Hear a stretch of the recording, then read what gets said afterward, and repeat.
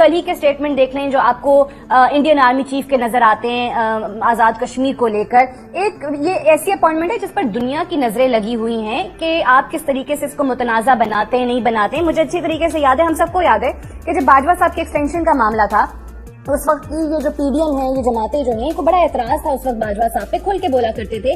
لیکن جب ایکسٹینشن کی بات ہوئی تو صرف اور صرف اس چیز کو دیکھتے ہوئے کہ جی ہمارا نام اس فہرست میں شامل نہ ہو جائے کہ جنہوں نے آرمی چیف کو متنازع بنایا, یا ہم جو ہے وہ ان کی گڈ بک سے باہر نہ نکل جائیں, وہ وہاں جا کر ان کی ایکسٹینشن کے لیے پارلیمان میں انہوں نے ووٹ بھی کر دیا.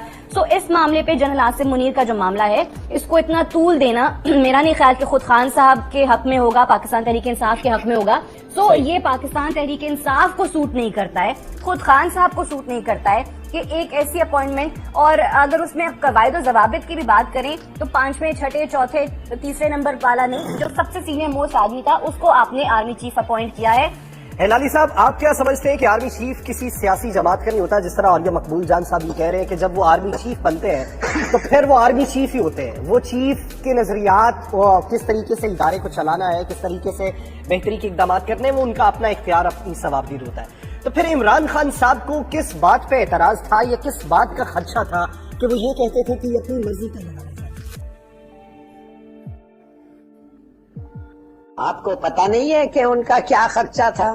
آپ کو پتا نہیں ہے کہ کیوں ریزرویشنز ہوئے تھے جب یہ عاصم منیر صاحب ISI کے چیف تھے؟ کیا انہوں نے کیا اور کیوں وہ اپوز کر رہے تھے؟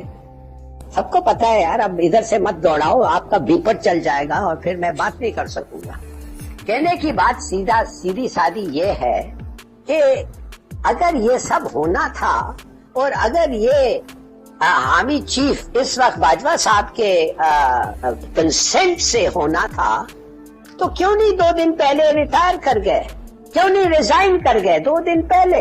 ابھی کر دیں, سیدھی بات ہے, ان کا پروموشن ہو جائے گا next to next army chief.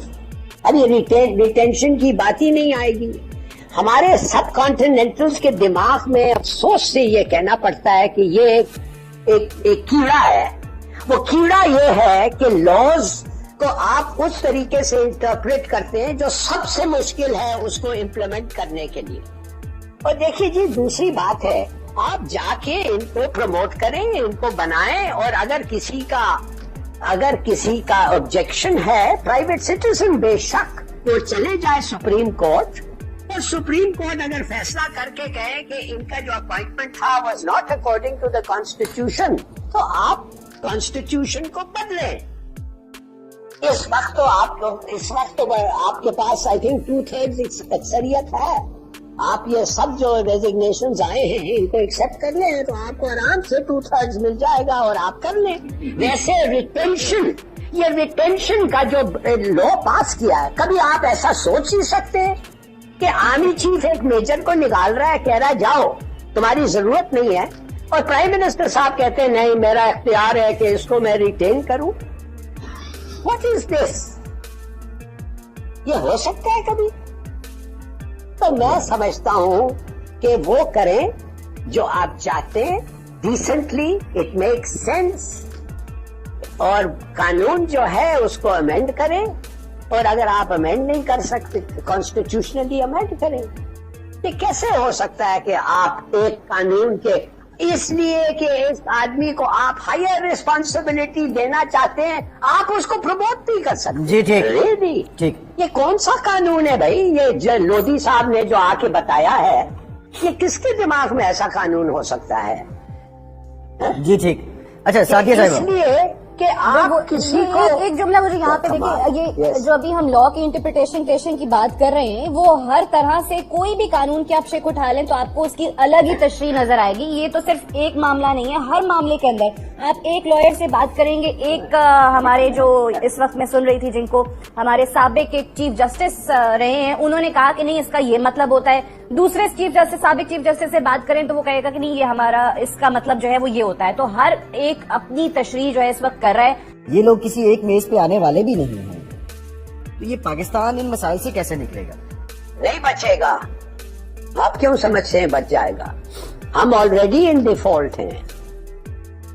آپ ایک کتاب جا کے پڑھیں, उसके बुक शॉप में मिल जाएगा, उसका नाम है no exit from Pakistan. David माकी, American policy बताता है वो कहता है इस मुल्क को हम डिवाइडेड रखेंगे, कमजोर रखेंगे और इनके लीडरान जो हैं हम उनको खरीदेंगे। कर लिया इन्होंने। आप बात कर रहे हैं लीडरशिप, आप समझते हैं कि नवाज शरीफ साहब के पास कोई पॉलिटिकल सपोर्ट है? जो आदमी ने 30 साल में ये हरकतें की हैं कि वो मुल्क नहीं आना चाहता है, इस वक्त सार्डिनिया में बैठा हुआ है, पता नहीं किसके साथ और किधर और जाएगा। आप समझते हैं कि ये अभी तक इनका कोई रोल है इस मुल्क में? और किसका नाम लिया? जरदारी साहब का। करवा ले एक ठीक से फेयर इलेक्शन। देखिए खुदा के लिए, you have lost, you are a failed state. आप एक बैंकरप्ट स्टेट है। आप मानते ही नहीं, आप कहते नहीं अभी होने वाला है डिफॉल्ट। अभी होने वाला है, क्वाइट नहीं हुआ है, यू आर डिफॉल्टेड। जब आप अपने कर्जे दे नहीं सकते, आप रीस्ट्रक्चरिंग कर रहे हैं, उसका माने है कि आप डिफॉल्ट में हैं। अब सोचिए किस किस्म की लीडरशिप आपको चाहिए? इनको भूल जाएं। क्या सिस्टम चाहिए आपको? ये बातें करें, नहीं देखो ना जीतेगा इलेक्शन। ये देख लिया इनको, 30 साल से देख लिया, काम किया इनके साथ, इनके अंदर से देखा है इनको। इनकेपेबल, एडमिट इट, मान जाओ।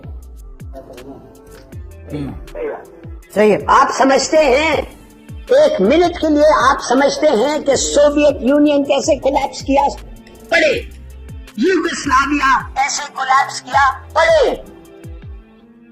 वो मुल्क जो इतने तरक्की की थी, आपको पता है सोवियत यूनियन में, आप सेंट्रल एशिया में चले जाएं, आपको देखेंगे रोड्स देखें, एजुकेशन सिस्टम्स देखें, हर जगह सब चीज है, मगर इट कोलैप्स, इट फेल्ड। क्यों?